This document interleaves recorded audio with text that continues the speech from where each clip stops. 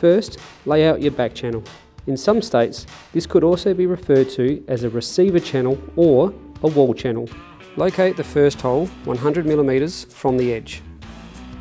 Then, measure holes 250mm apart all the way along the back channel.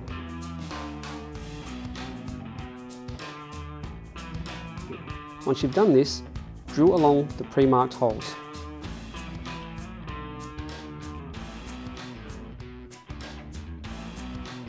Then, run 2 beads of silicone along the back, with one near the top to ensure a watertight seal.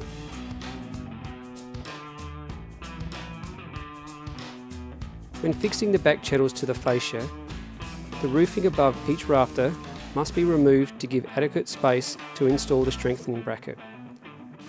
Bolt the fascia bracket to the house rafter with 3 M10 bolts.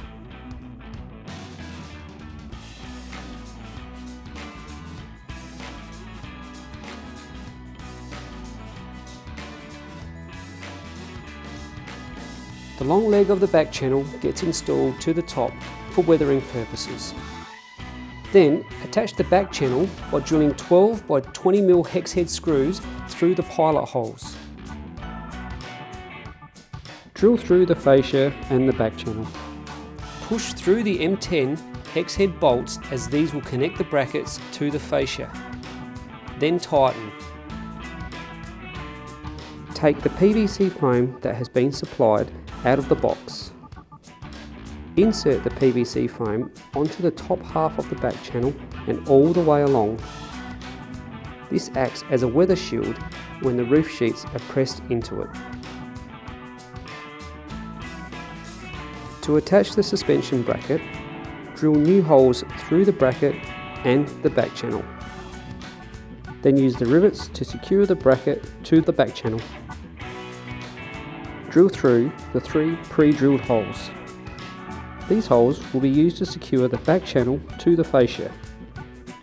Then, run a bead of silicone along the back of the bracket and along the top and bottom of the back channel.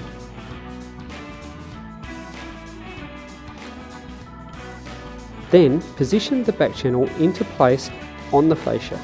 Then secure by using 12 by 20mm hex head screws, including drilling into the 3 holes you drilled earlier.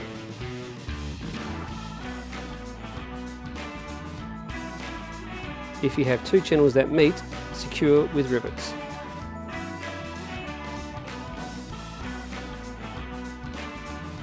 Make sure you take a photo of the reinforced rafters for legislative purposes.